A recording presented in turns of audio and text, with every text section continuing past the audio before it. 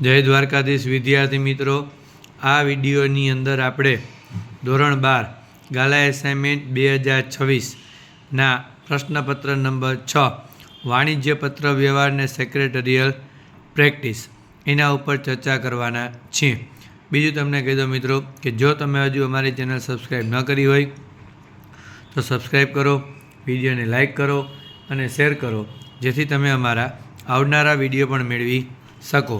પ્રશ્નપત્ર નંબર 6 વિભાગ એ, જેની અંદર પહેલો પ્રશ્ન છે, બેંક પાસબુકમાં જણાયેલ ભૂલનું ધ્યાન દોરતો પત્ર કેવા પ્રકારનો પત્ર કહી શકાય? જવાબ આવશે ફરિયાદ પત્ર.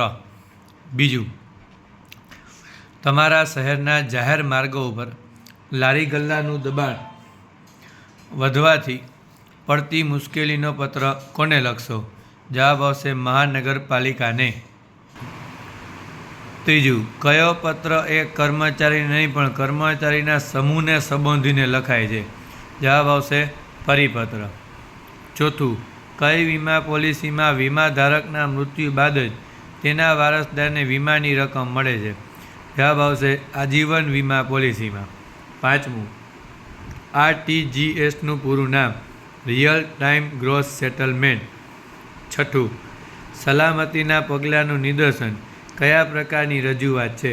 જવાબ આવશે સૂચના આપનાર. સાતમું, શેર બહાર પાડવા અંગેની સંપૂર્ણ કાયદાકીય વિધિ પૂર્ણ કરી આપનાર મધ્યસ્થીને ખાલી જગ્યા કહેવાય? જવાબ આવશે લીડ મેનેજર.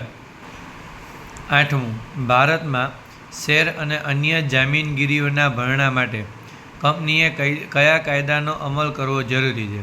જવાબ આવશે આપેલ તમામ. નવમું, શેર બજાર જવાબ આવશે દેશના વિકાસની પારાશીશી છે.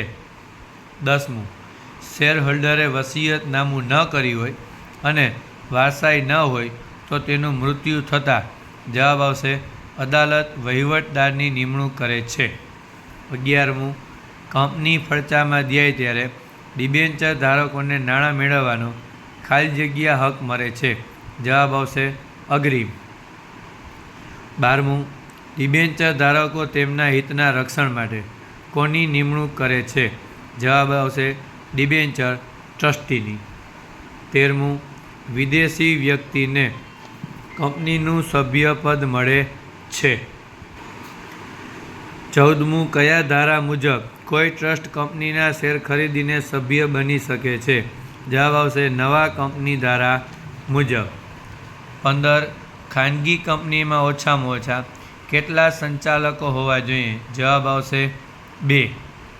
16, કંપનીનું વ્યક્તિત્વ ખાલી જગ્યા કૃત્રિમ છે? 17, કંપનીની સભામાં જે કાર્યો કરવાના હોય તે કાર્યોની યાદી કયા નામે ઓળખાય? જવાબ આવશે કાર્યસૂચિ. 18, સભામાં થયેલ કામકાજ અને નિર્ણયો અંગેની મુદ્દાસર સ્વરૂપની નોંધને શું કહે છે? જવાબ આવશે સભા નોંધ. 19, કંપની ધારાની જોગવાઈ અનુસાર કંપની એક કઈ સભા બોલાવવી ફરજિયાત છે? જવાબ આવશે કાયદેસરની પ્રથમ સભા. 20, ખાસ ઠરાવની નકલ સાથે ટ્રિબ્યુનલમાં ફડચા અંગેની અરજી કરવાની સત્તા કોને આપવામાં આવે છે? જવાબ આવશે સંચાલકોને. ઓકે મિત્રો, આ ચર્ચા કરી આપણે વિભાગ એના જવાબ ઉપર. હવે આપણે ચર્ચા કરશું વિભાગ બીના જવાબ ઉપર. એ પહેલાં તમને કહી દઉં કે જો મિત્રો તમને વિભાગ સી, ડી, ઈ અને એફના જવાબો જોતા હોય તો તમે અમને વોટ્સઅપ નંબર 8160343439 ઉપર હાઈ કરીને મેસેજ કરો. અમે તમને એની PDF આપશું, જેના માટે મિત્રો માત્ર 51 રૂપિયા ચાર્જ રાખેલો છે, જેમાં અમે તમને બધા જ જવાબો આપવામાં આવશે. વિભાગ બી, 21મો પ્રશ્ન, વીમા શેની સામે રક્ષણ મેળવવાની વ્યવસ્થા છે? તો વીમો સંભવિત આફતો અથવા જોખમો સામે રક્ષણ મેળવવાની વ્યવસ્થા છે. 22, ઈ લર્નિંગ અને વિડીયો કોન્ફરન્સિંગ એ માહિતી સંચારની કેવી પ્રક્રિયા છે? તો ઈ લર્નિંગ માહિતી સંચારની એકમાર્ગી, જ્યારે વિડીયો કોન્ફરન્સિંગ માહિતી સંચારની દ્વિમાર્ગી પ્રક્રિયા છે. 23 જાગૃતિ લાવનાર તેમજ નિર્ણયાત્મક રજૂઆતનું એક ઉદાહરણ આપો. ક્લાસરૂમમાં શિક્ષકનું પ્રેરણાદાયી વ્યક્તિત્વ એ જાગૃતિ લાવનાર રજૂઆતનું ઉદાહરણ છે. કોર્ટમાં કેસના અંતે જજનો ચુકાદો એ નિર્ણાયક રજૂઆતનું ઉદાહરણ છે. 24 લોક ઇન પીરિયડ કોને કહે છે? તો જાહેર ભરણા દ્વારા ખરીદેલા શેર સેબીએ નક્કી કરેલ સમય સુધી વેચી ન શકાય તેવા સમયગાળાને લોક ઇન પીરિયડ કહે છે. 25 ત્યાગપત્ર એટલે શું? તે કેટલા ભાગમાં વહેંચાયેલ હોય છે?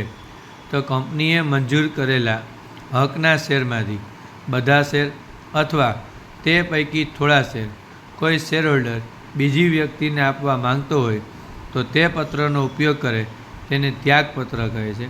ત્યાગપત્ર 2 ભાગમાં વહેંચાયેલું હોય છે. 26 અદાલત વાલી કે ટ્રસ્ટીની નિમણૂક ક્યારે કરે છે? તો શેરધારક અસ્થિર મગજનો જાહેર થાય ત્યારે અદાલત વાલી કે ટ્રસ્ટીની નિમણૂક કરે છે. 27 સર ફ્રાન્સિસ પામરના મત અનુસાર ડિબેન્ચરની વ્યાખ્યા. તો સર ફ્રાન્સિસ પામર એમ કહે છે કે ડિબેન્ચર એ કંપનીની સામાન્ય મોહરથી અંકિત થયેલો કંપનીના દેવાનો સ્વીકાર કરતો દસ્તાવેજ છે. 28 કંપનીના પ્રથમ સંચાલકની મુદત ક્યારે પૂરી થયેલી ગણાય? તો કંપનીના પ્રથમ સંચાલકની મુદત કંપનીની પ્રથમ સામાન્ય સભાના દિવસે જ પૂરી થયેલી ગણાય. 29 કોરમ એટલે શું? તે અન્ય કયા નામથી ઓળખાય છે? તો કોરમ એટલે કે કંપનીની સભાનું કામકાજ કાયદેસરનું ગણાય તે માટે શરૂઆતથી અંત સુધી નિયત સભ્યોની સંખ્યામાં હાજરી ફોરમને ગણ સંખ્યા કે કાર્યસાધક સંખ્યા તરીકે ઓળખવામાં આવે છે. 30 કંપનીનું સર્જન અને વિસર્જન કઈ રીતે થાય છે? તો કંપનીનું સર્જન અને વિસર્જન કાયદાકીય કાર્યવાહી દ્વારા થાય છે. ઓકે મિત્રો, આ ચર્ચા કરી આપણે પ્રશ્નપત્ર નંબર 6ના વિભાગ એ અને બી ઉપર. જો તમને વિભાગ સી, ડી, ઈ અને એફના જવાબો જોતા હોય તો તમે અમને વોટ્સઅપ નંબરની અંદર હાઈ કરીને મેસેજ કરજો. અમે તમને એની PDF આપશું, જેના માટે માત્ર 51 રૂપિયા ચાર્જ રાખેલો છે. બીજું, જો તમે હજુ અમારી ચેનલ સબસ્ક્રાઈબ ન કરી હોય તો સબસ્ક્રાઈબ કરો, વિડીયોને લાઇક કરો અને શેર કરો, જેથી તમે અમારા આવનારા વિડીયો પણ મેળવી શકો. જય દ્વારકાધીશ.